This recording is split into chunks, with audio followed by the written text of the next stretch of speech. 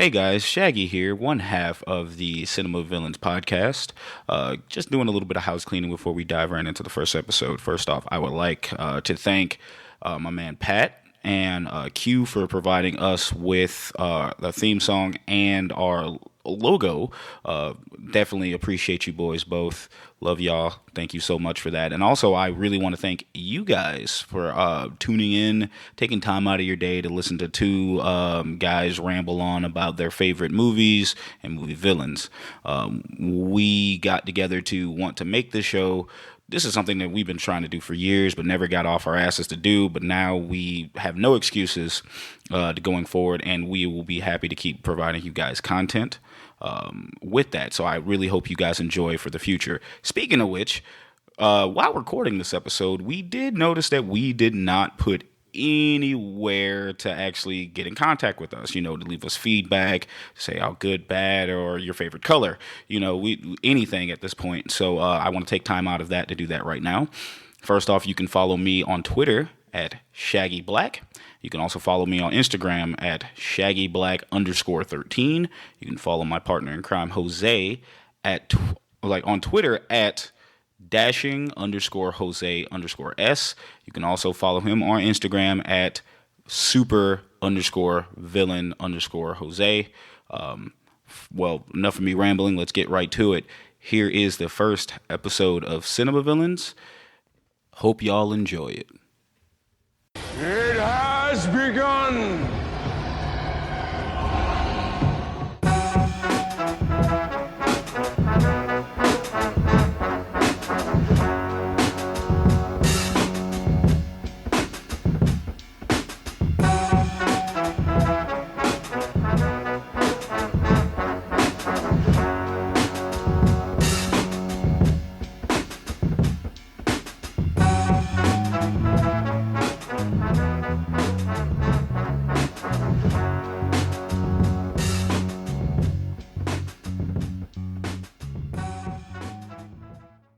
What up, everybody?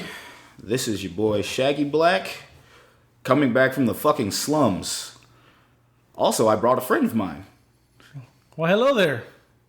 How you doing? My name is Jose. You might not remember me from that podcast that no one listened to called Villains Never Sleep, but I have returned from exile. I don't know where I was exiled, but I have returned. How the fuck are you exiled and I actually moved to your state? You are in exile now. I hate to break it to you. Well, hey, it matters. Guys, gals, or whoever the fuck decided to listen, thank you for tuning in to the first episode of what me and my brother here, Jose, have now dubbed Cinema Villains. That's right. So would you say it has begun? That's actually an interesting way to put this, and yes, it has begun. As you may have may not have seen, we are actually covering the month of August is the 25th anniversary of one of my favorite movies and Jose's favorite movies. That's right. And still to this day, one of the best video game movies of all time, Mortal Kombat. Bow, bow, bow, bow, bow. You really couldn't fucking resist, could you? I really can't. You hear that phrase. To be fair, one of us is going to yell I didn't want to yell. the Mortal Kombat shit. I didn't want to yell because, That's fair. That's in fair. the mic. That's That'd fair. have been rude to our headphone users. But before we dive into the movie, let's get a little bit about ourselves. I can delve in to myself, man. You guys know who I am. I've done so many podcasts, I've lost count. At this point, I podcast for booze. Hey. But what you may not have known, me and Jose actually have a history. We actually recorded together our first podcast, which was Villains Never Sleep. Shouts out to our boys Shane and Jay. What up, Shane and Jay? We started that back in 2012. Yeah. Jesus, man, that is... Yeah, because when we started, we basically, off the bat, reviewed Avengers, Dark Knight Rises, and Amazing Spider-Man 2? Because that's... I thought we did Dark Knight XXX, but I thought we did it just... You did Dark Knight XXX. Okay, that's fair. Let's put it like that. That's fair. Google it, kids. That's right. And hey, this is an inside joke. that Shaq will get, but I still haven't played Zelda, bro. What the fuck? You would. You know what? I'm not gonna fucking react. I'm not gonna fucking react because that is some fucking classic shit. Yeah. But no, I have known Jose for a better part of 8 years. Yeah, we're going on a decade, bro. Holy shit. And we've done projects before. Mm-hmm. We've talked. We always wanted to start something here, but now it's a fucking pandemic, and we're bored. Very. We're fucking You have bored. no idea. Jesus Christ. I'm so bored I moved to an entirely different state. Yeah. You jumped out of the fire and into the frying pan. It's literal frying pan. It's hot as fuck outside. Yep. How do you do this? I don't know. I guess I'm used to it. I guess I somehow am used to it. I'm prepped for hell. That's all I tell people. I fucking see. Yeah. But yeah, we finally, after years of actually wanting to do things, now there's no excuse because we're in the same fucking area. I from Jacksonville, Florida. Shouts out to Duval, baby, Duval. I couldn't help myself. No, you couldn't. But I was in Jacksonville. He was in Austin. Or outside of Austin. Austin, Texas, baby. You gotta do what Vince Young won the thing. Oh my God, man. Good. Jesus. How fucking embarrassing. But no, we've been trying to do this, and what better excuse, man, of me actually and him actually just continuing our brotherhood. We've been friends for a long time, and we have a lot of similar interests, and we want to share these interests with you guys, especially if you find it interesting. Yeah. So one of the main things me and him love is fucking horror movies. Oh yeah. But we love our 80s horror movies. Mm-hmm. Absolutely. And we're fucking, no matter how good or no matter how bad, we love it. No matter what it is. So we decided to just fucking pick our favorite movies and review them, but throw a little twist in there. Because you ever sat down and just thought to yourself, man, I know this person's supposed to be the villain of this movie, but realistically, that motherfucker over there has been more diabolical than anybody else in this movie. You ever fucking sit down and thought of that? No. I mean, all the time, you're like, yeah, this person's pretty fucking evil, but look at that asshole over there in the corner. That motherfucker is the reason all this shit's going down. So yeah, we actually had the idea of doing this. I mean, sometimes it will be predictable, like tonight.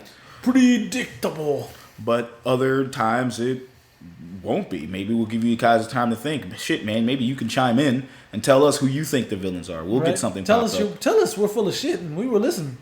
Yeah. We won't agree with you. No, we definitely won't. We will probably fucking clown you. But that's fine. We're here for you guys. But yeah, so like we said, I did say 80s horror movies, and yes, I'm starting with a fucking movie that came out in the fucking mid-90s. That's not horror at all, unless you want to look at that CG. But, oh my God, we will touch on that later. Yep. But this is a movie we want to review, watch, and talk about these movies that we fucking love. Yeah. And sometimes we'll even talk about the movies that we don't. Yeah, because great villains aren't just limited to horror movies. Shout out to action movies. They have great villains as well. Shout out to fucking comedies. Comedies, yeah. There's always a super douchebag villain in comedies almost all the time. So yeah, and sci-fi movies too. Yeah, it's like you name it, we'll fucking watch it, and we'll pick a villain. That's right. Sometimes it'll be chalkboard. Other times that some bitch might be all over the place. We might debate too. You never know. Never know, man. But yeah. But we decided to go with Mortal Kombat because this movie is near and dear to both of us. Yep. Because we are fucking. I'm a huge Mortal Kombat fan. Yes. And when we decided which movie that we wanted to cover, we were fucking scrambling. We could not think of a movie. We really couldn't. No. We couldn't think of a movie to fucking cover, and we decided, and we just happened to look. We just found out that it was the 25th anniversary of Mortal Kombat in the month of August. Yep. So we're gonna fucking cover it. What better way to do that than what better way to have a first episode? Exactly. And just do that. So happy birthday to you, Mortal Kombat. Yes. You are now of the age to rent a car. Yeah, your insurance won't be so high. Good for you. Even though definitely don't need to fucking be driving during the pandemic, but who the fuck am I? Right, unless you're driving to quarantine? I don't know. Shut up. I don't know anymore. Fucking embarrassing. I'm sorry. Jesus. I can't help it. I'm trying to help. Anyway, so Mortal Kombat, obviously, movie we're gonna be touching on, and that movie came out August 18th of 1995, and it's been a minute for that movie to be dropping. And honestly, what was one of your first memories from that movie? The soundtrack. Honestly, the soundtrack. That trailer, because I'll never forget, I saw Street Fighter the movie in theaters, which we will review Street Fighter the movie. Shag. Anyway, I remember that trailer. I was like, what the hell is this? Like, oh shit, this is Mortal Kombat. And then you just hear the music. And then you hear the, Liu Kang, Raiden, You see, they show you all the characters. I'm like, okay, they look like they're video games. Let's fucking go. I'm ready. I guess my first memory to play off of that is I don't fucking remember the trailer, but I remember this. I wanted to see the Mortal Kombat movie in theaters more than anything. However, my mom and my sister had other plans. Oh, man. We went and saw Clueless instead. In hindsight, Clueless ain't bad, bro. No, it wasn't. I was pissed. I was just mad as hell. You had Rachel True? I was fucking infuriated. But at the same time, I saw it and I loved every little fucking thing about it. And to this day, which is really fucking hard to say nowadays, this movie still holds up. Oh, yes, absolutely. This movie holds up. So I'll ask you right now, would you say this is the best video game movie? Because I don't think it is. So, with all the shit that's been coming out recently, with especially Sonic and Detective Pikachu. You know what? Sonic was kind of good. I'm not gonna say so was Detective Pikachu, and there have been some shit video game movies, but this one still, for it to be as old as it is, CGI notwithstanding, it is still top notch. Yeah. So I will still say this is one of the best video game movies out, but I will not say it's the best video game movie out. That might be a thing. That might be an episode one, because one day we'll be honest. We might not have a movie to review. We might just give you a talking episode where we just rank stuff, and maybe one day we'll give you our rankings of video game movies. But you know what? Rampage is kind of up there. Fuck you. Rampage. You didn't like it? No. Really? No. It's not bad, bro. If y'all can see my face when he's ready to fight me. I was like, bro. Well, that was a good episode, man. We made it 30. We made it. What did we make it? Fucking 10 minutes in. Thank y'all. We'll see y'all later. Play us out, everybody. Good night. Anyway, but no. There has been so many improvements, but this one still holds up. Yeah, no. So, absolutely. it means so much more to me watching it now than, even with its flaws, it still fucking holds up. That's the big thing. It's movies from the 80s, 90s, shit, man, even the 70s don't hold up as much as they do, and this one does. Yep. You can say, and like I said, I will say CGI is bad, or it's dated, but I can fucking watch this movie and not hate myself. Oh yeah, this is easily a movie. Oh, Mortal Kombat's on. I'll leave it on. Yeah, just watch it. Or I'll turn Mortal Kombat on. Yeah, it's you know what? This is a great movie to have on in the background. It's great. Yeah. It's from the soundtrack to the acting to the fight scenes. Some of the acting. You're right. Some of the acting. Yeah, because some people looking at a certain character who didn't have her fans. Yeah. Looking at. Oh, you said you meant her weapons. I thought you meant actual people. Well, I guess Jade was in the movie, so yeah, she didn't have her fans. Oh yeah, let's talk about who was in the movie. First off, before we go into that, if you haven't seen this movie by now, the fuck is wrong with you? But no, seriously though. Some of you could be younger and kind of be listening, but at the same time, like, how did you not see this movie? It's one of the only video game movies people will bring up with fucking vigor. Yeah, and with more or less positive reaction. Actually, always positive. Yeah. I have not heard one person say anything bad about the original Mortal Kombat movie. Like, not one. Yeah, no, it holds up. Like I said, for the longest time, people considered it to be the best video game movie. I think I do. I think I consider it to be the best video game movie. That's fair. That's up for a debate one day for another time, but yeah. That's fair. Let's go with the cast real quick. Or actually, let's go with the plot. It's like, no. Let's go with the cast. You got Christopher Lambert starring as Raiden. Got Sassy Raiden. We'll get into that. Sassy fucking Raiden, man. We'll get into that. Robin Shou as Liu Kang. Lyndon Ashby as Johnny Cage. Carrie Tagawa as Shang Tsung. Oh, yeah. Bridget Wilson as Sonya Blade. Talisa Soto as Princess Katana. And then a bunch of other nobodies. No, I'm kidding. Then you had, obviously, Trevor Goddard as Kano. Chris Samansa as Scorpion. Francois Petit as Sub-Zero. Keith Cook as Reptile. And 5 different people as Goro. Yeah, that was a big practical effect / suit. It was 2 guys in a suit plus practical effects. Yeah. Apparently that practical effect was horrible. It broke down consistently. Oh, yeah. There's a part in the movie where you can literally see it trying to fucking walk and it can't really walk. Ew. You can't really walk. Like, apparently, like, he was literally supposed to have his own stage, so to speak, in the movie. Like, this is where we fight Goro. That stage had a pond in it. They saw the pond and were like, fuck that shit. He's going to fall in that shit and we're just going to lose him completely. So, no. For the streaming information, for the plot point, for 9 generations, an evil sorcerer has been victorious against his mortal enemies. If he wins a 10th Mortal Kombat tournament, desolation and evil will reign forever.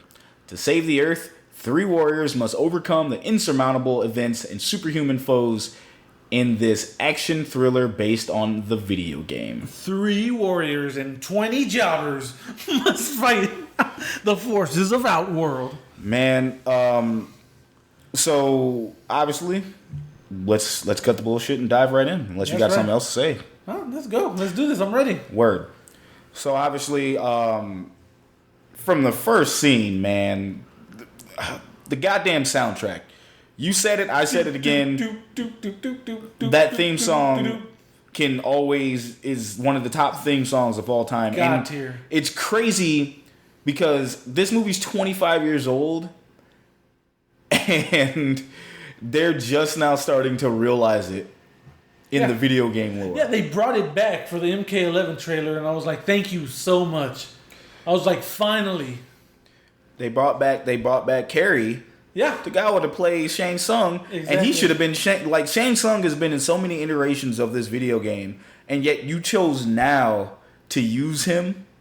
To be fair, he's finally at that age where you're like, oh yeah, he's old Shang Tsung finally. I mean, you could have aged him up. Oh, that's true. Yeah. You could have aged him up, but man, it's like it. But this fucking movie soundtrack is probably one of the best movie soundtracks. Easily. Still that hold up. Easily. This soundtrack still slaps. I listened to it on the route the other day and I was like, no, this soundtrack's still good. Still good. Man, like, when you started off, that song gets you pumped. Yes.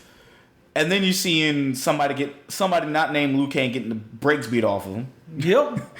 Shout out to Liu, random. Oh, who the hell was his brother's name? His brother was Chang. His brother was Jobber.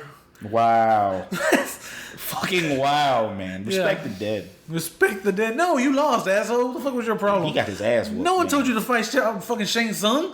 So, you could at least try to fight the fucking Reptile.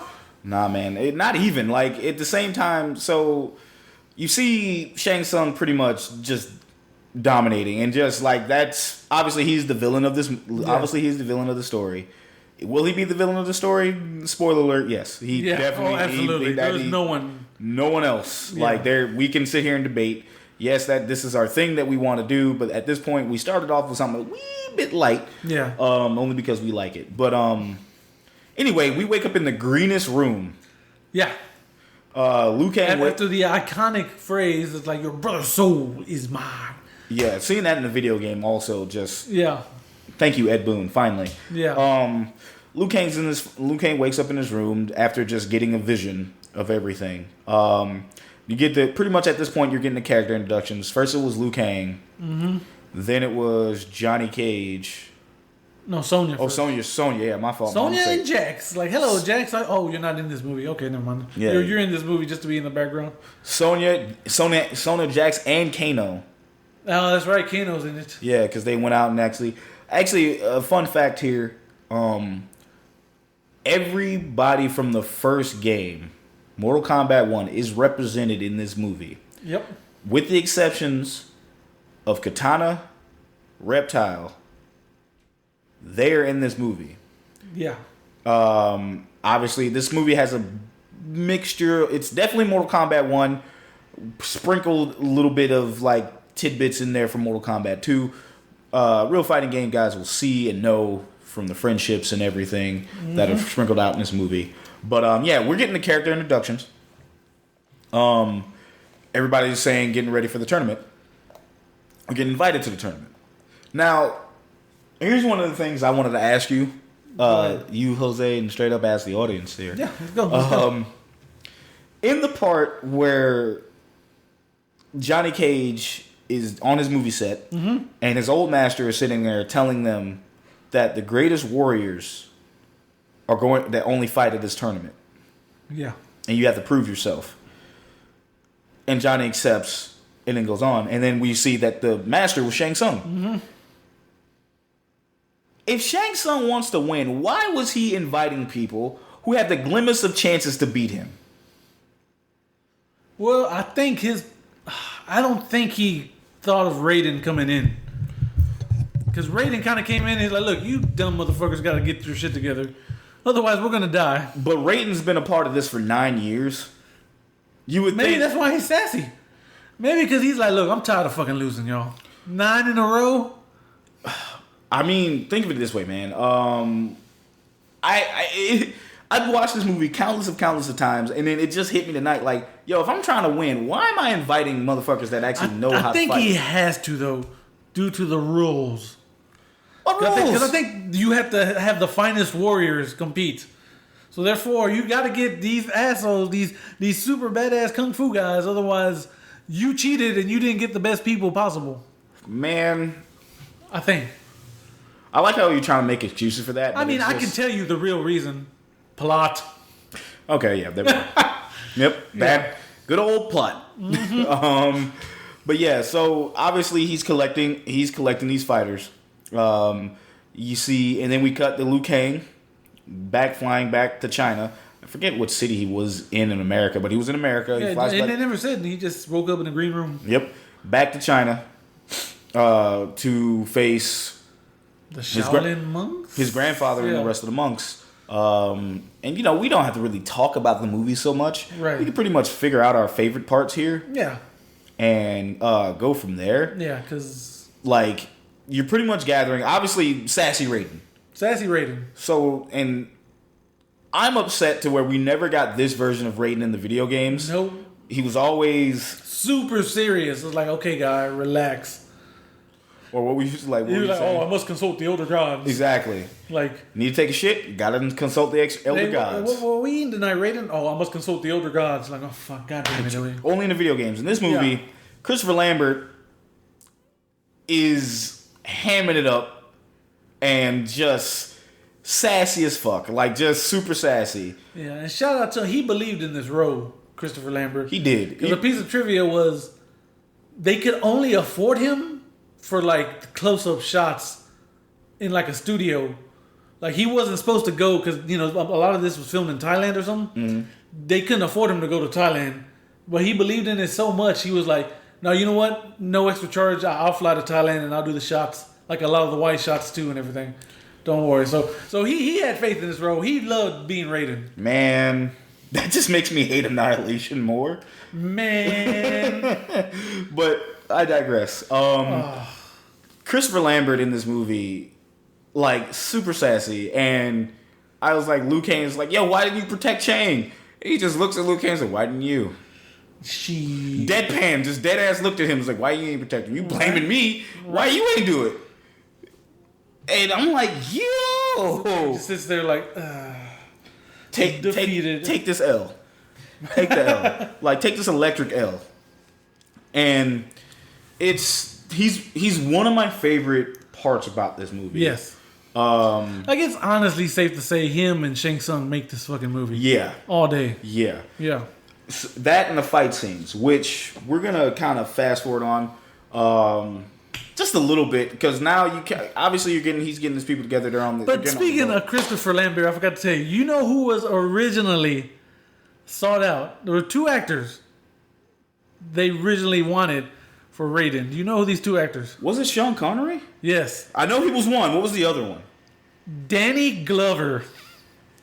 Oh. Oh no. What? Even though, don't ask me why. Danny Glover was on that list. Was it the what the? Was it because Shaggy is dumbfounded as fuck right now. He's. I knew the Sean Connery one. Yes. I knew the Sean Connery one. But Danny Glover.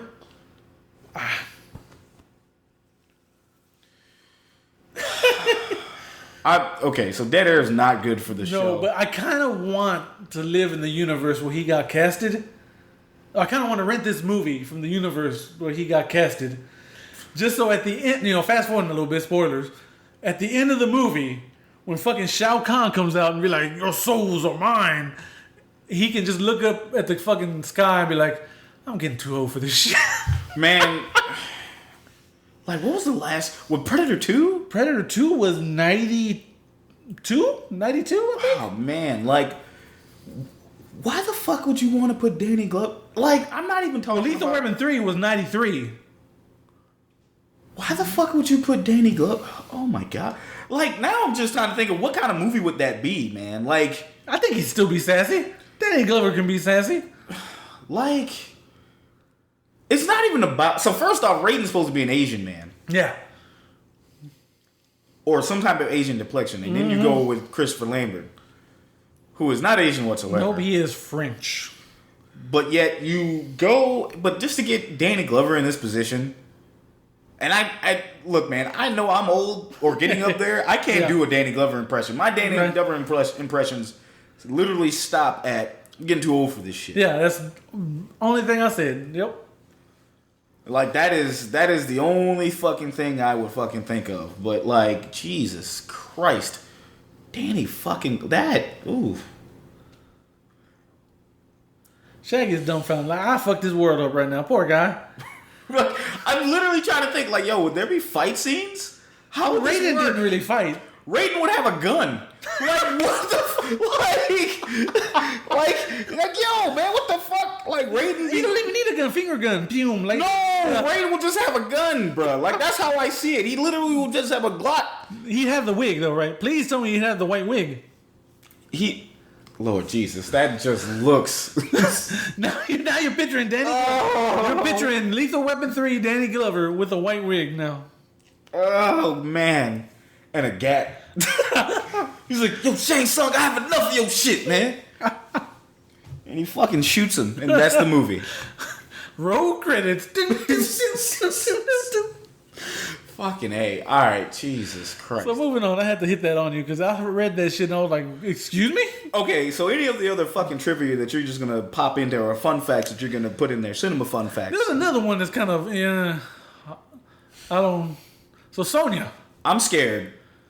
So they casted this girl. What was her name? Bridget something? Yeah. Bridget Wilson. Yeah. They casted her.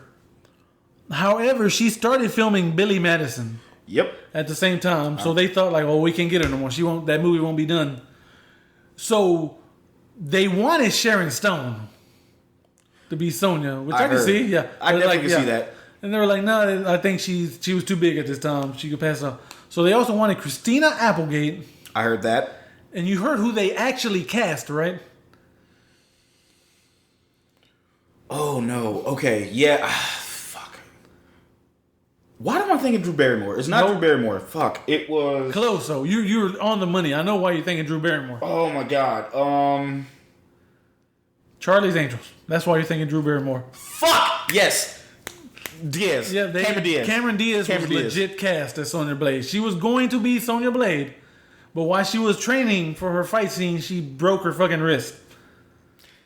Yeah, that is the one I remember. That is the one I remember. They cast her, and then they got Bridget Wilson. Yep, and then it just so happened she finished Billy Madison and Tom, and she was like, "Oh yeah, I can do the movie." They're like, "Oh, come on back, please." Yes. One thing I do like about this movie that I found out as well, and I'll share with everybody else. Everybody trained together. Yes, everybody trained together. They all got bruises together, but they all trained together. And this one was like Bridget Wilson's biggest hit. Yes. Because I was thinking Last Action Hero, but no, that movie. Not even Billy Madison. No, yeah. This was her biggest movie, and she's been in other movies sprinkled in, and then obviously she was in like TV shows. But after that, she gave up acting. Oh wow. She went home and be a mother. There you go. Didn't she? Was it Pete? I think she married Pete Sampras. And they just went and had kids, and she was done. Oh wow. She was fucking done. That was fun. Let me actually check that because I don't want to be fucking wrong. But I'm pretty sure she married. Well, there you go. How would you have felt about Cameron Diaz, though? Yeah, she married Pete Sampras, and they had 2 kids. Okay, well there you go. Cameron Diaz, the mask was out. Was the mask out already? Yeah, the mask was out. Because I know that was because that was one of the things. She was coming hot off of that. Yeah. So they were coming like, yo, let's get her. Mm-hmm. And would it have worked? She kind of had the build for it. Sonya wasn't, but then to me, Cameron Diaz was kind of tall. I was about to say, she's tall as hell, ain't she? She was tall, but like, you could pull it off. And like, but Sonya, like, she, you can get that, but it's. Right. It'd have been weird. Right. Not as weird as fucking Danny Glover is rating. Right. But it would have been like different casting choices. Yeah. And of course we all know who they wanted for Johnny Cage. That was the man they fucking actually who was? Go ahead. Jean-Claude Van fucking Damme. The person who was actually originally supposed to be Johnny Cage in the fucking video game in the first place. So this was supposed to be a Bloodsport video game, right? Yes. And then they're like, he didn't want to do it.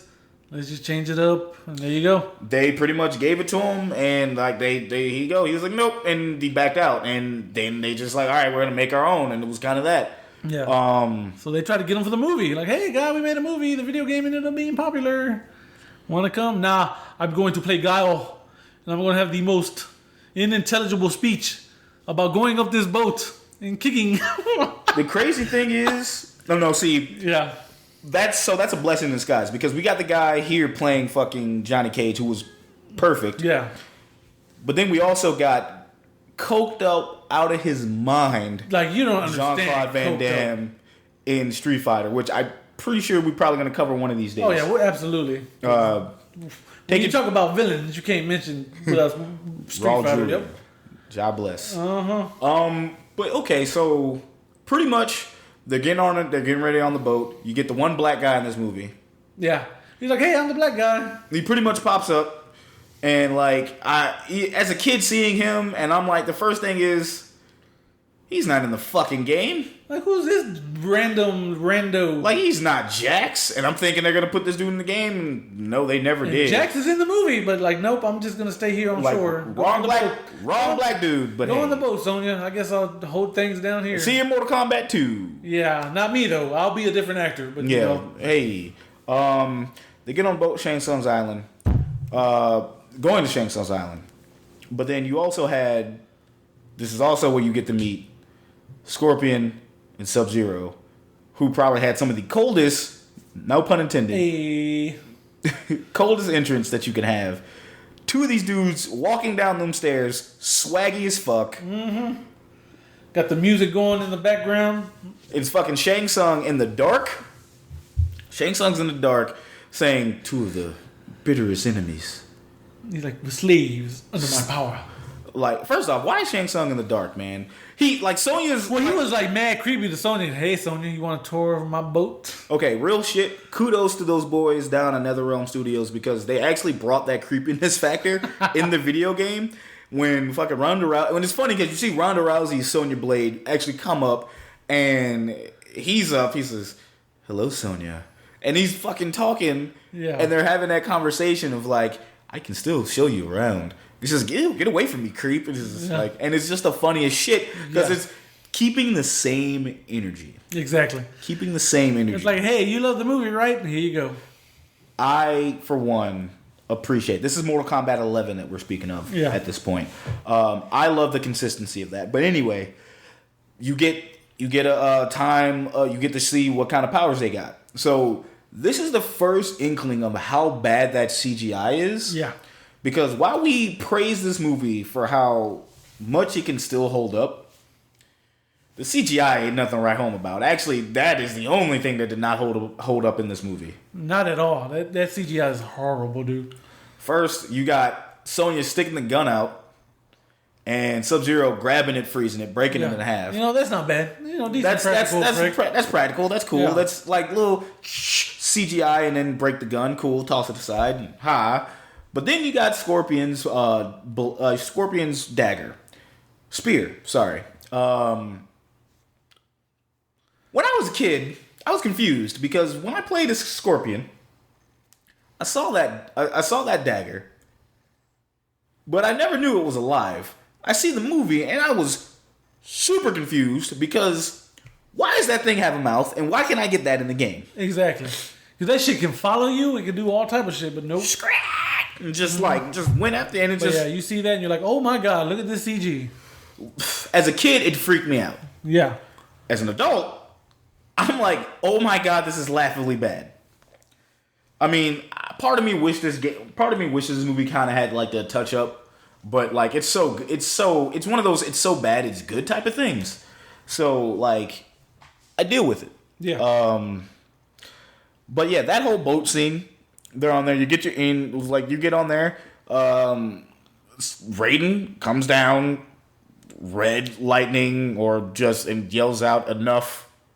Breaks that up. Yep. Again, electrocutes the shit out of Sub-Zero and Scorpion. Scorpion is like both of that shit is not good at all.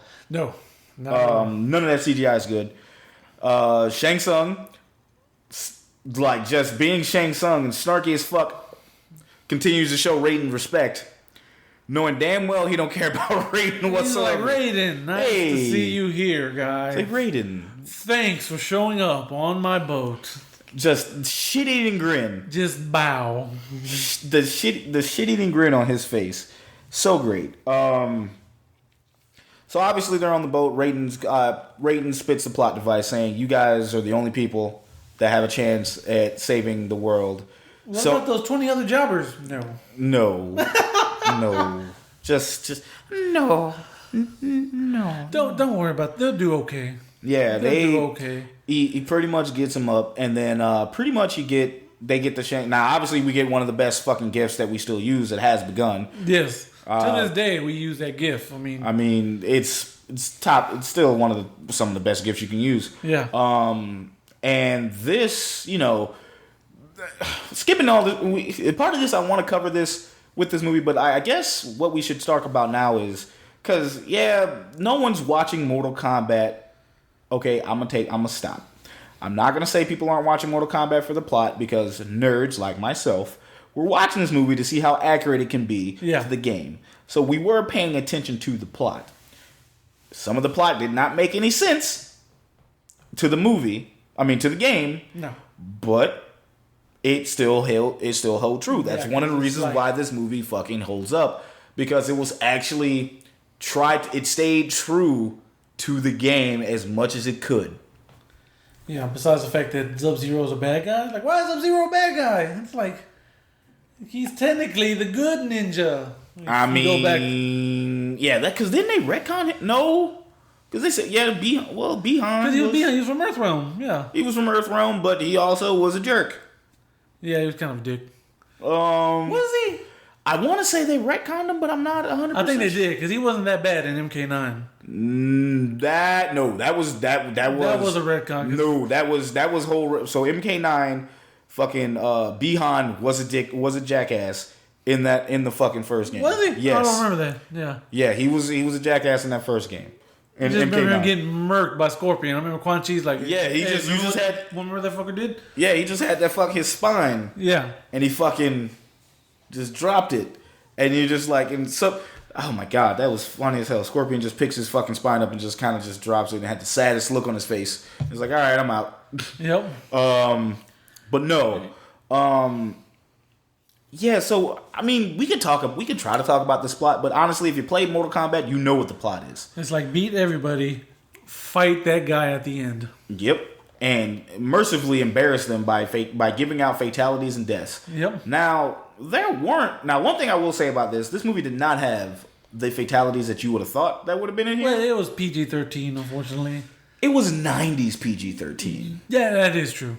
You can get away with a lot more shit in the 90s than you can early today. 90s, like that movie. Yeah, you can definitely get, like, they could have said fuck in that movie and it'd have been cool. Yeah. But they obviously know, because like there was actually I don't even think there was any cursing in this movie. Now that I think about it. No, you're right.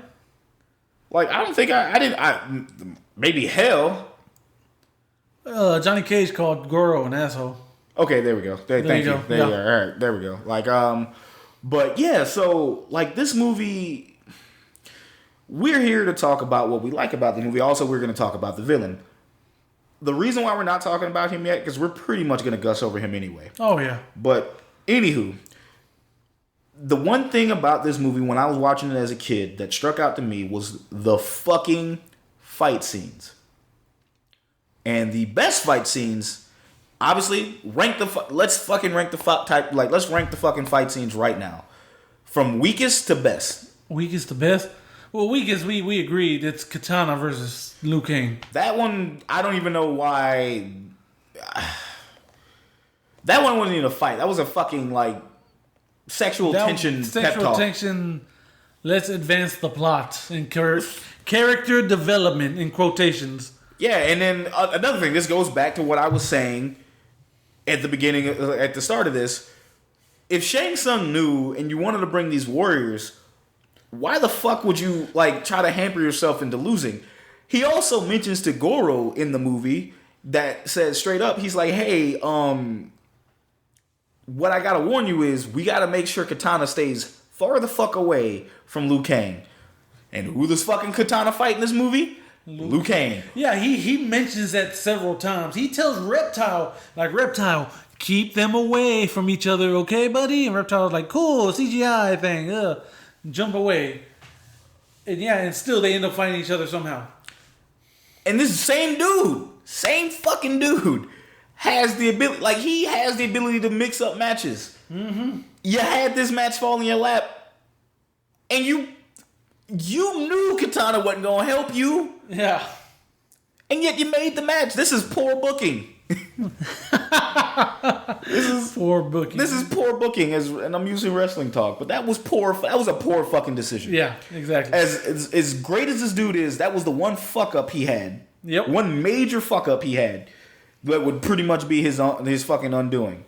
But yeah, that was probably the weakest fight. Then the fight, I guess, the fight after that would have been. I'm gonna say. Do you count Liu Kang versus random Outworld jobber? Do you count that Tiger fight? Man? No. Tiger Man, yeah. I count it, but even that fight was enjoyable. Okay. The next fight that was weak to me was Liu Kang versus Sub-Zero. Sub-Zero. That fight to me could have been so much more because these are like some of the more popular characters in this, and yet it wasn't as good. Like it was not even long. No. It was. This was another trivia. This was a pre-reshoot fight. Reshoot. Well, they had like they had reshoots because they realized we don't have enough fights, guys, for a movie about a fighting game. So they had to add one. They added one fight and extended another, which we'll get to later on. So yeah, they that fight scene just it lacked a lot. Like there was enough for that. It wasn't as entertaining. Yeah. So the next one I will say, although there is a funny fact, I pointed this out to you when we watched it. There was a scene where like Sub-Zero's running away from Liu Kang or something. He kind of does this flip, and you're like, Liu Kang does this random jump, and you're like, what the fuck was that, Liu Kang? he does the Power Ranger leap. Yeah, and what it was, Liu Kang was supposed to flip after him like front ways, and while Sub-Zero was flipping backwards, Liu Kang, the actor Robin Shou, he could not get that fucking flip down. And finally, he was like, fuck it. So he just does this little random leap and just runs yelling, pissed off. And they're like, you know what? That's actually pretty good. We're keeping that in the movie. We'll keep it. Yep. That's good. We'll keep that. We'll keep that one. But yeah, that fight lacked. I'm gonna say. I'm gonna see if you agree with me. Okay. I'm gonna say. Actually, you know what? Are we counting the Goro fights? So, not those. Okay. Because not 19 jobbers. Not 19 dudes he just smacked the shit out of. Yeah. Because that was fucking hilarious. Yeah. But no. I was gonna say. See, I was gonna say the Kano and Sonya Blade fight. Oh, I forgot about that fucking fight. Oh shit, man. I don't know. What? It's either that one or Liu Kang versus Tiger Man. I think I'd put Liu Kang versus Tiger Man over. I like the choreography of that fight. Because I guess the only reason I have is Kano doesn't do a move from the game. You could At all. You could have did a Blanca roll. Come on, guy. At all. Nothing. He didn't shoot your eye laser, which I don't think he had at the time, though. Right? I don't think eye laser was introduced. Well, he didn't come back to Mortal Kombat 3, so he had a Mortal Kombat 3. Yeah. He had a Mortal Kombat Not 3. even a Mortal Ultimate, didn't he? Did he not come back to Ultimate Mortal Kombat 3? Yeah. So yeah. That's the only Mortal Kombat 3. Yeah. Oh, that's true. My bad. But no, I'm gonna say that fight because even that fight that was one fight we knew as fans because that fight meant a lot because you had fucking two rivals go at each other. We didn't. This was a movie we did not get Scorpion versus Sub-Zero, which was weird as hell. But you got Sonya versus fucking Kano, and that fight it was. I mean, it was satisfying. Yeah. But but that kick to the stomach though. Yeah. So wait, you're saying? So are you saying that the Tiger Man Liu Kang fight was better than this? Maybe. I'm saying it's better than this because I like how it was shot. I'm saying yes. I'm being being a cinemaphile. Honestly, I might put Sub-Zero and Liu Kang over Sonya. I can't do that because that fight. It had personality at least. That fight had me literally not just it. I didn't care. Like it's like we said. Shout out to the actor who played Kano. He did such a good job. They retconned Kano in the video games. If Kano was an Asian in the fucking video games, yeah, the first. But then this dude came out and he was like, "Oh no, Kano's now officially forever Australian." Man, and it's crazy to me, but like that. So, like I said, the reason I'm saying Liu Kang versus the Tiger Man, I call him Tiger Man is because obviously it was he fucking roared like a fucking tiger. Yep. That fight, just because of how it was shot on the beach, they both have the sticks, and they're going at it, and it's just in the back of your mind, you knew it's like you already knew Liu Kang was gonna win, but you saw that and it's like, yo. This dude might fuck him up. I don't know who this dude is. Exactly, random guy. But like I said, there was a rumor he was supposed to be Kentaro. A lot of people were saying, but I'm like, no. That doesn't make any sense. It doesn't, no. Yeah. It doesn't make any sense. I mean, yeah, but like, it doesn't make that don't make no sense. Yeah.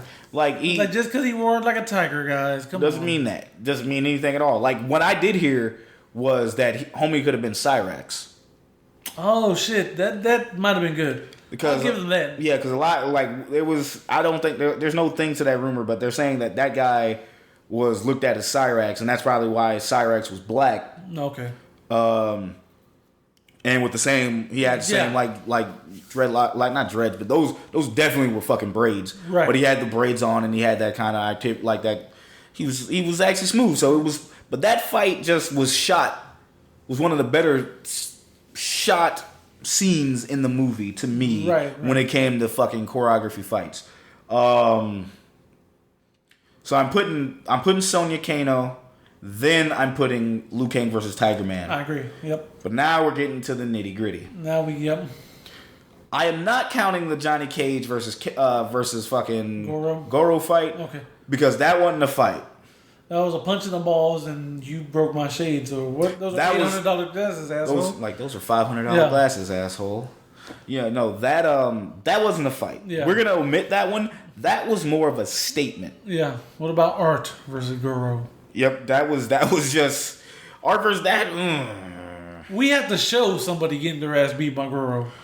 That was more of a fight than that. And that kind of had more stakes to it. Even though you knew Art was going to get fucked up. Yeah. Art is the unfortunate black man that was in this movie who was mad at the prior to that. Art got fucked up. Art gets bitch smacked. One thing I do like about this movie, and I noticed, and we're gonna cover that too. Everybody got at least one move in, except for Kano. Yep. I mean, you can count. Actually, now that I think about it, you can count because he started using those knives because of it. Because he always had a blade. Yeah. So you can kind of give him the idea, but everybody at least got one of their fucking special moves off. Right. But okay, so like Goro versus Art. You pretty much got the fucking thing with the legit thing that Goro was a threat. Not because he smacked around 19 guys, but Art was, first off, I don't know why Art even went through this. I'd have just quit. Like, real shit. I'd have been like, nope, you got it. Like, you see this big forearm? Nope. Y'all see this? Out. Nope, I'm out. Why the fuck am I fighting this? I'm out. I can't fucking do that. I'd be egging Art on. I'm like, nah, man, I fought this fucking fire guy over here. He fought an ice dude. Nah, you better go fight this. Nah, you better go fight this dude up here. Nah, man. But like Art gets smacked around, and it's fucked up, man. Because watching this now as a black man, and in whatever year this is, yeah, in the year of our COVID Lord, yeah, he fucking gets probably the worst of the fucking soul sucking. He really does. Yeah, like just the other black man just got us like no. Yeah. Fucking got taken just got his soul sucked through his hand. Got his soul sucked to the shadow realm, like through his goddamn eye. Yep. Like what you said, like old boy from Yu-Gi-Oh. Maximilian Pegasus his ass. Just like, yes, Yugi, and just fucking suck the soul into his fucking eyelid, and I'm just sitting here going like, and they screaming no, and I'm just like, bruh. Fam, what happened? Like, just we watched them, but like that one, that fight was okay. But now we're getting to the fucking nitty gritty. Shang Tsung versus Liu Kang. Yeah. Johnny Cage versus Scorpion. Yep. And to round it off, best fucking fight in this entire fucking movie. Absolutely. Yep. Fucking Liu Kang versus Reptile. Let's Thank you. Fucking go, dog. That shit, that whole, okay, every all those other fights, we would talk about the Shang Tsung one, but we're gonna be wrapping up the movie here shortly. But those fights, that particular fight, first off, Johnny Cage. I know you had some stuff about that you want to tell folks that may not know anything about that fight. Yeah. So I'll let you go ahead and yeah. So the original fight was that's when Scorpion pops up. Did we agree this is the Living Forest? So yeah, I said growing up in my head, head, that is fucking the Living Forest. Yeah. That is the depiction of the Living Forest. You could not tell me different. Yep. So anyway, they're in this forest. Scorpion does the classic "get over here." The little thing chases fucking Johnny Cage around the whole goddamn forest. It hits a tree, right? Yeah, he does a spear and it hits the tree. He does a spear twice. The first time he gets wrapped around. Yeah. Couldn't reach him and he comes back and then he goes back again and it hits a tree. He hits a tree and recoil. He like come back, son of a bitch. Johnny Cage hits a shadow kick on him and they go into a portal. Originally the fight was over right then. He hits a shadow kick on Scorpion, and that was going to be it. Scorpion was going to be out by one shadow kick. And this movie wouldn't have fucking been as good. Nope. At all. What happened was there was, like, as a test screening, and they're like, dude, this is a Mortal Kombat movie, and you don't even have enough fights. So what happened is they did reshoots, and they let Robin Shou, the actor for Liu Kang, they let him choreograph a bunch of fights. Well, not really, maybe like 2. And they were really good ones. yeah, it was a really good one because after that, Johnny Cage gets sucked into the nether realm, right? We're gonna say that was Nether Realm. That was Yeah. like the depiction of the Nether Realm. Nether Realm's like closet Yeah. because it was Right, because we didn't see the lava and all Quan Chi in the background, like, hey guys. But eating fucking snacks. Just kind of like going like, what the fuck? Like, hey man, can y'all cut it? Oh, okay, y'all busy. All right, I'm gonna go back and go watch Oprah. y'all be good. I'll be in the sequel. Yeah. Spoiler, he wasn't.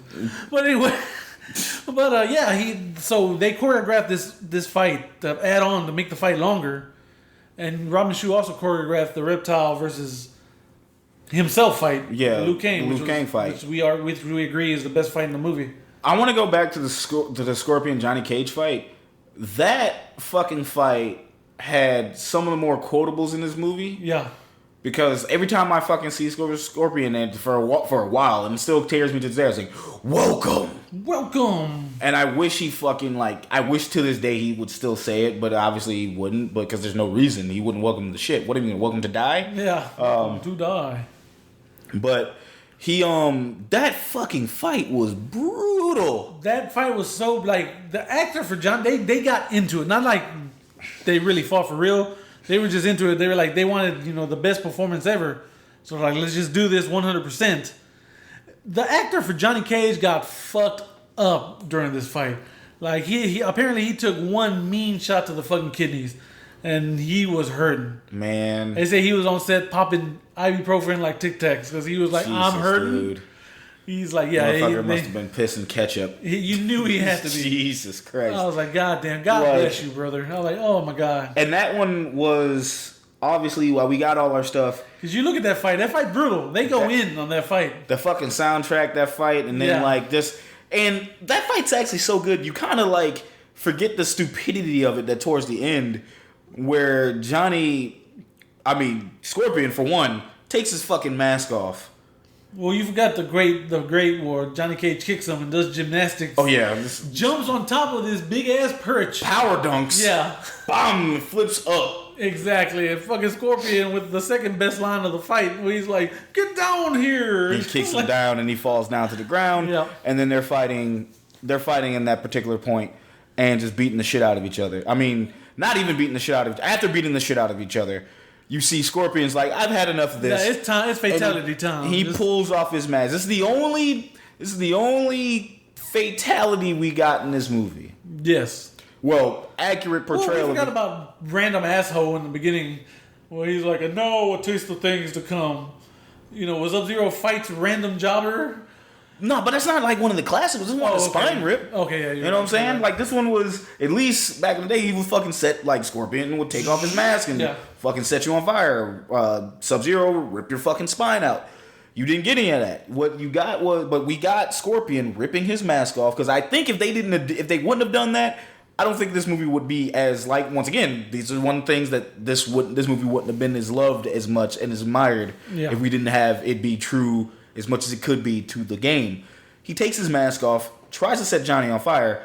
Johnny magically finds the fucking virtual shield of life, fucking puts that shit on him, and it fucking protects him from Scorpion's hellfire. Which I'm like, as a child, I'm like, that's bullshit. Like that would burn the fuck out of you too. But at the same time, I'm like, all right. But then he bumped and then it gets to the point to where Johnny picks up a fucking spear, throws the spear, fucking nicks, and how does Scorpion not see that shit? Boggles my fucking mind. Well, he don't have eyes. He's a skeleton. It's fucking. He saw what the fuck he was doing. He had fucking fire eyes. He knew what the fuck was going on. Right. This motherfucker had that spear. Threw the spear. Scorpion did not fucking try to move, only to get fucking cut. It's like I'd fucking be like, oh my god, it hurts, bitch. You should have moved.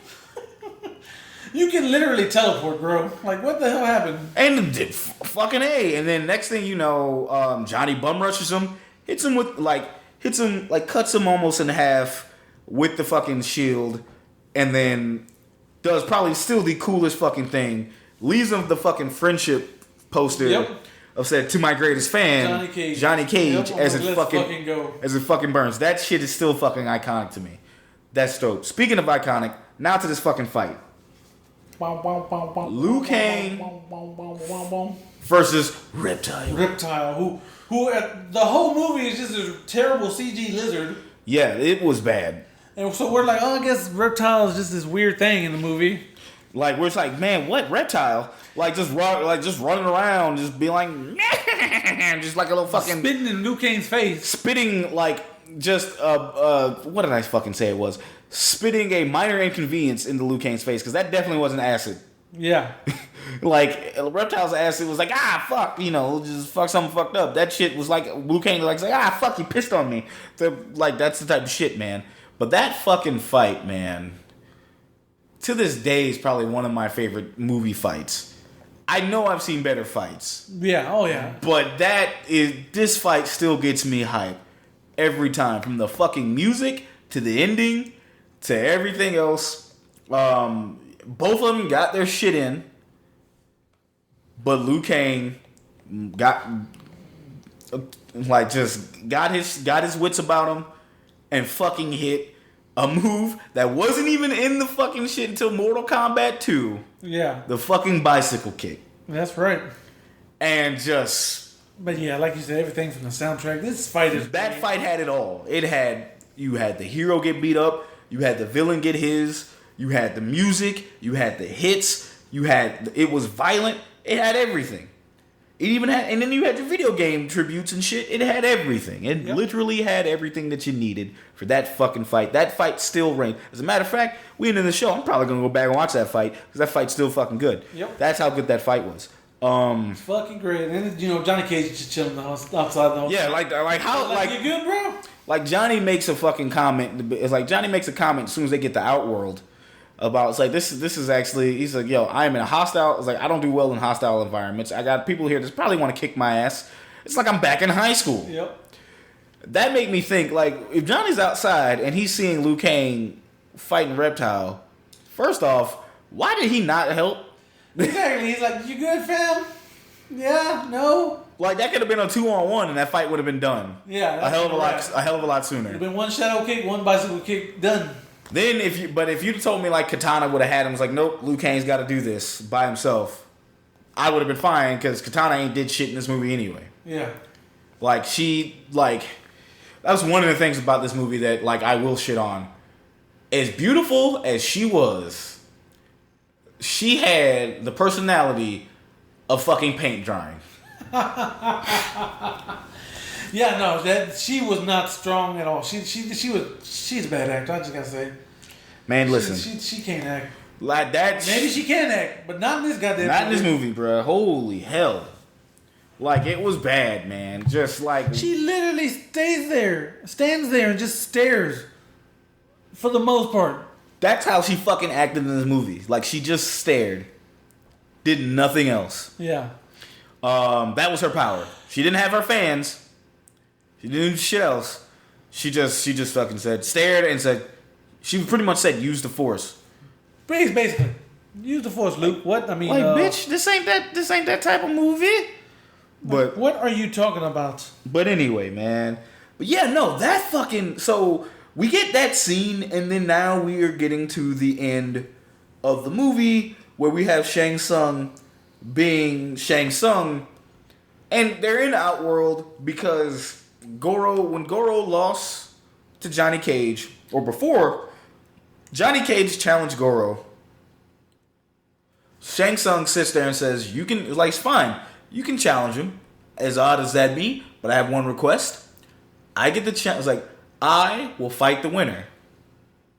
And when I heard this the first time, I'm like, wait, if you're going to fight the winner, and yet you choose somebody else, what the fuck kind of rules is this? You've been breaking the rules for however long. Yeah. But, as Jose points out, he said pretty much under his breath, hey. Yeah, he's like, I will challenge I reserve the right to challenge the winner He's like, or a fighter of my choosing. Like, he says it so low. Like, he's like, he might as well have coughed. And be like, oh, Sonya. He might as well have done that. Like, hey, I'm not fighting any of you two jack-offs. I'm fighting her. Yeah. It's like, that's going to be my future ex-wife. That's pretty much what he was saying. Basically. And he really just tried to do everything in that particular sense. And, like, but, so he challenges. So, once Goro loses to Johnny Cage, he takes Sonya, challenges her into fight her in Outworld. Where we already know Sonya's not going to fight Shang Tsung. He knows this, so he just pulls that fast one on him, thinking they can't follow. Raiden can't go to Outworld because magic. Yeah. So he fucking can't go there, so so they go to Outworld. And then that's obviously where the Outworld shenanigans happen. But then Liu Kang, it comes down to it, Liu Kang versus Shang Tsung. Now, this fight was cool. Because that was another rivalry that we wanted to see. Yep. And I want to believe as a kid that these people were beating the unholy hell out of each other. Yeah. Like, when Liu Kang was punching this motherfucker, hitting this dude with two pieces every fucking time until he knocked him into what I will only assume is the pit. Oh, yeah. Obviously. Spikes coming out of the ground. That's Mortal Kombat. Yep. Everyone knows you get uppercutted off a goddamn bridge. But there was no bridge in this fight? There was no bridge in this fight, and there was no uppercut. He got hit with the weakest fucking fireball that I've ever seen in my life. Oh, you sure? Man. Ryu from the Street Fighter movie says hi. Oh, God. Oh, God. Okay. Why are you doing this? I'm just saying. That's why. I just have to remind you, there was one fireball in Street Fighter. Second. It wasn't the shit Jean-Claude was drinking offset. Second worst fireball I've seen in the movie. Thank you. We gotta keep it 100 here. So obviously, so he gets that, beat Shang Tsung, souls are free. I mean, there was the point that, now one thing I will ask, obviously Shang Tsung does his fucking thing where he fucking transforms into like whomever, but he does it to Liu Kang, becomes Liu Kang's little brother. Liu Kang's like, he's like, hey Liu, and Liu's like, here's the fucked up thing. If I'm Liu Kang, and I literally know that that's Shang Tsung, and he turns around and my brother shows up, how? Now, does he know Shang Tsung can turn into other people? I mean, he's a sorcerer. So you would have to put two and two together. Yeah, because all we seen before that, when he summoned random dudes, I guess he killed. You literally just saw him run up the stairs, and he's up there by himself. Yeah, no, your brother is dead. Why did you hesitate? You could have smacked the shit out of him. Yeah. I mean, yes, it's my dead. Like, obviously, I'm putting myself in Liu Kang's shoes. Yes, it's my dead brother. I can't believe it. Yada, yada, yada. Wait a minute. Shang Tsung was just here. You're not my brother. He's dead. Smack. Movie over. Roll credits. Yeah. Like, it's like, because, no. Like, it's just, that shit just, I was like, huh? I guess when you get older, you kind of just realize shit. And you're kind of like, well, why the fuck is he doing this? But you know, reason why he's doing this, because we got 10 more minutes left in this movie. We got to do something. Yeah. So Liu Kang defeats Shang Tsung, and pretty much, you know, everybody is collective. It's fucking Raiden, sassy Raiden, Sonya Blade, fucking Johnny Cage, Milquetoast Katana, and Liu Kang walking down in China. It's a celebration. And then you get Teenage Mutant Ninja Shao Kahn. You get Super Shredder. It's a Super Shredder. Now that's Shao Kahn, fam. He looks like a goddamn snapping turtle, popping up in the air, saying, "You fools, I have come for your souls." And then Sassy Raiden pretty much says, "I don't think so." And then put out what I can only describe is the fucking nail polish emoji. Nail polish emoji. Everybody does their poses, but he busts out the nail polish emoji right in front of him, and I'm like, okay. He's like, I will shock you, dude. Roll credits. Now, originally, it was supposed to end with them just walking off, like hugged up together, like, you guys did great. That's what the movie was supposed to end. They added Shao Kahn coming out at the end, last minute. Like, oh, we might get a sequel. So let's set this up. I wish we didn't. Oh boy. So Shaq, right off the bat, right now, the very first episode of Cinema Villains. Let's figure this out. What sequel has a better chance of being reviewed? MK Annihilation or Slumber Party Massacre 2? How drunk can I get? Yes. That is the answer. Yes. Oh God.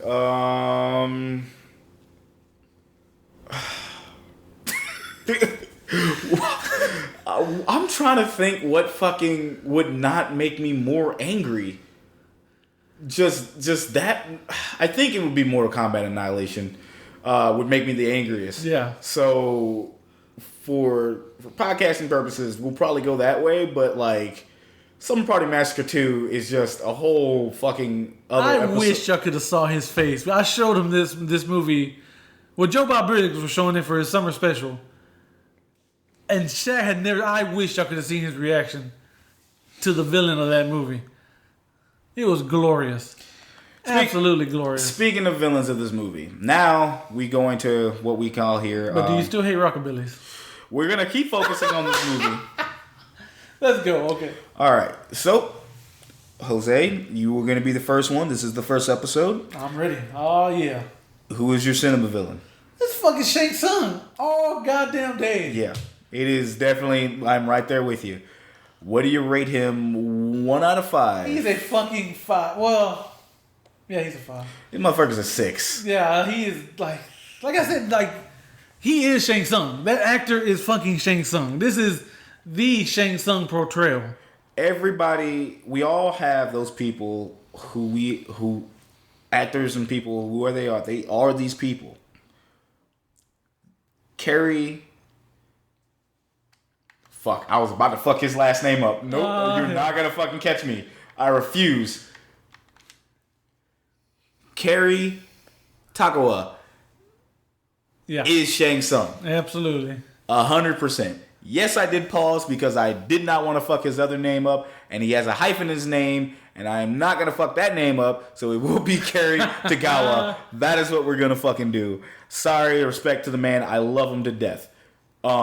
That also being said, he is one of my favorite fucking villains of all time. He has been one of my favorite fighting game villains and fighting game characters. He's actually one of my favorite. He's actually probably my favorite Mortal Kombat character, not a ninja, who happens to not be a ninja. I was fucking ecstatic when I saw him get announced for Mortal Kombat 11, and it was him. It was literally him. Oh, and he had his fucking outfit from the movie. That was fucking bravo. Oh, Ed Boon, thank you. Finally. Shang Tsung is the most conniving, cunning, slimy motherfuckers I have ever fucking seen. Like, two-timing sons of bitches. Absolutely. He would be Eric Bischoff if he ran a wrestling company. That is who he would be. Not Vince Russo. Not Vince Russo, because fuck Vince Russo. Is that Quan Chi? No. Okay. Make sure. No. Quan Chi is kind of a piece of shit. Quan Chi is Paul Heyman. Yes. Absolutely. Yes. Oh my God. Yes. As I was saying that sentence, it came to me so fucking hard. I was about to say that shit too, but you fucking said it. We were right there. Yep. Like Shang Tsung is fucking Eric Bischoff. Quan Chi's goddamn Paul Heyman, and Shao Kahn is Vince McMahon. Goddamn, I want this movie. I want this fucking mini series or whatever.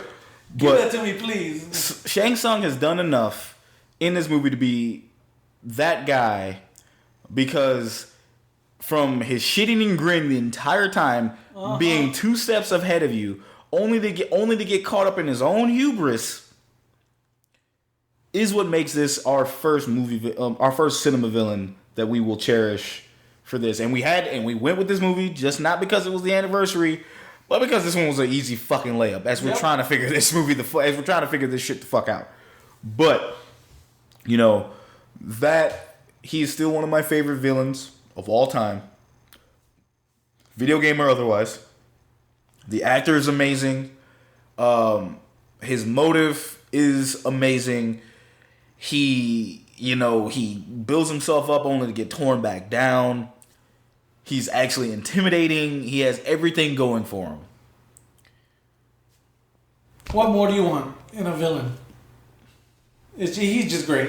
Like, absolutely great. The only thing that would have made this better if he fucking won. That is it. But he didn't win. And even in the end, he wouldn't have won because he still would have had the job out to Shao Kahn. Yeah, he definitely would have fucking but see, he would have did something to get Shao Kahn, so he tried it. Yeah. But all right, that was, my friends, that was Mortal Kombat, and all. You can literally stop that. I can't help it. It's in my DNA. I can't stop. Fucking embarrassing. It's the best. The absolute best. So we gonna talk about Annihilation now? That was our first wrap up. Closing any closing statements for the movie Mortal Kombat. It's fucking amazing. Like I said, I really think it's the best video game movie there is. It's simple. It sticks to the plot for the most part of the video game. Yeah, you can bitch that it's not rated R and there's no fatalities or nothing like that, but this movie doesn't need them. Pretty much. It's a great action movie. Watch it. Enjoy the villain. Just have fun with it. That's all you need to do. This is one of those movies that you can literally put on. This is one of those movies that if you put on in your house while you're cleaning, you're going to stop and watch. This is not one of those movies that you just throw on and just get on with your day. This is one of those movies you're going to end up stopping and watching because you're going to have a favorite scene that you're going to sit down and you're going to want to watch. Whether it be one of the fight scenes, whether it be like Johnny Cage falling, like getting his Gucci Prada or his Prada bag tossed. Actually, no. Was it Gucci? Was it Prada? We never figured it out. No, I don't know. Getting his fucking expensive ass luggage thrown in the fucking water. There is something in this for everybody. This also gives me hope for the new Mortal Kombat movie that they're making. Which is supposedly going to be rated R. Which is supposed to be rated R. They're supposed to have fatalities. I hope they keep the tradition of being like one with the movie and not a cash grab. Yeah. That's Blumhouse doing that, right? Yeah. Okay. Yeah, Blumhouse is doing it, and I trust Blumhouse. Blumhouse has a good track record. But, guys, we actually, other than that, this has been the first episode of Cinema Villains. Boop, boop, boop, boop, boop, boop, boop. You were really fucking embarrassing. I can't help it, man. This is such a good song. I'm trying to think. I'm Shaggy.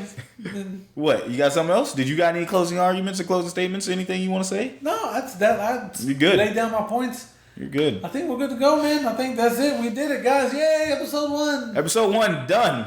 See you in fucking 12 years. Nah, I'm kidding. We will have another episode coming up next week. What are we reviewing? Do we ever figure out what we'll review it next time? Why are you lying to these people after the first fucking episode? Oh, I don't know. I'm just getting them excited. You got to give them hope before you tear them down. Christ. Hey, have we let them win enough? Yes.